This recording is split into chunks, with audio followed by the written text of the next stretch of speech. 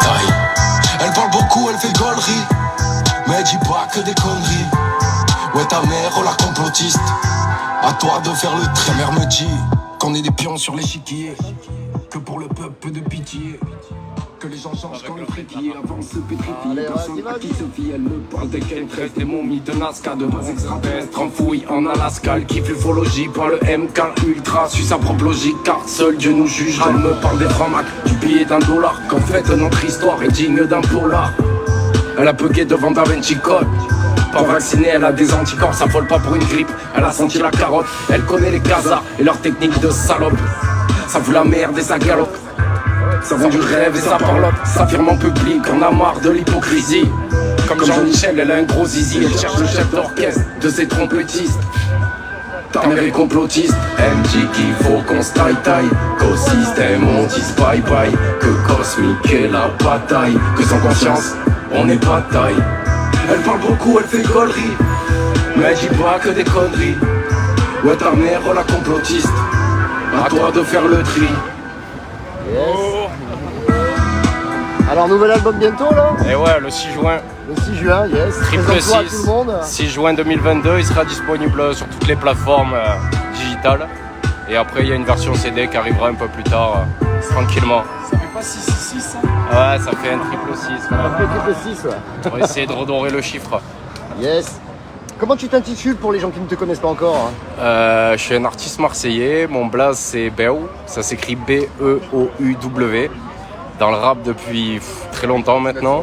Artiste indépendant, controverse, on va dire les vieilles plumes du rap marseillais à la IAM. On essaye de suivre le même chemin, voilà. Okay. Essayer d'apporter un message comment dire.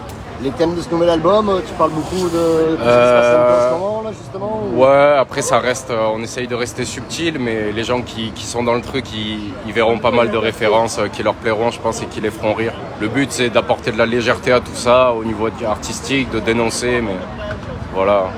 T'as travaillé en collectif du coup, t'as un petit peu des featuring sur ton album? Non, là c'est vraiment un solo, c'est un 7 titres.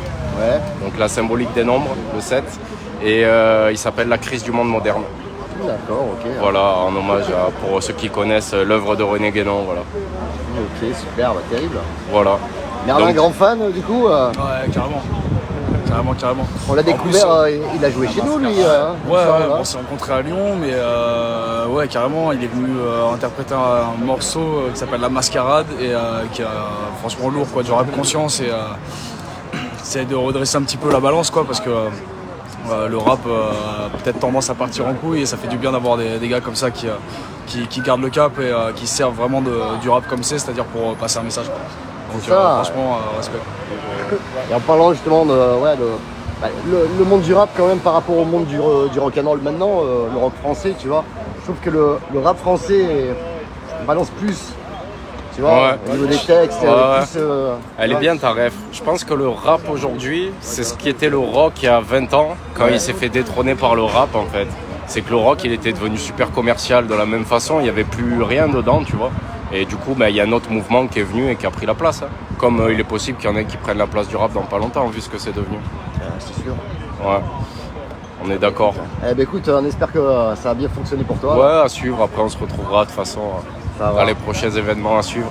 Et ouais, allez checker ça lundi sur les plateformes, tranquillement. Ça sera fait. Voilà. Merci mec. Allez, à la bise, merci. Yes. C'est celui-là.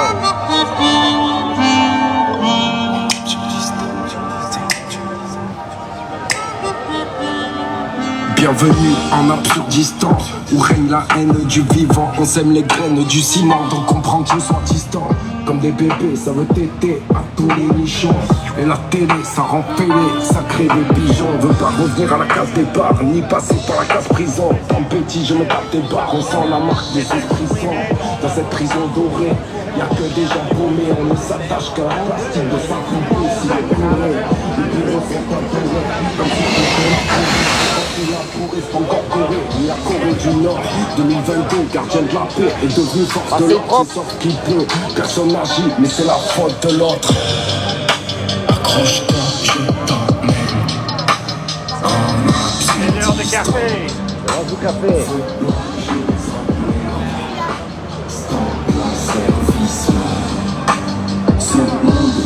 Ça, mon John. Café. Salut l'équipe, bienvenue. Alors, ta journée? Ouais, écoute, c'était les galères de garer. Ouais.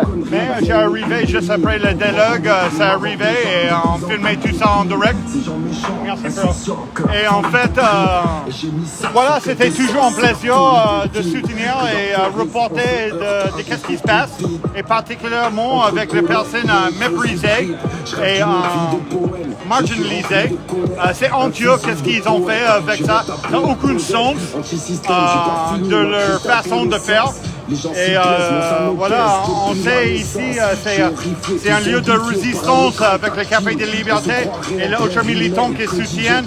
Et c'est fait toujours bien de ressembler ensemble pour voir un peu de solidarité. Tu vois?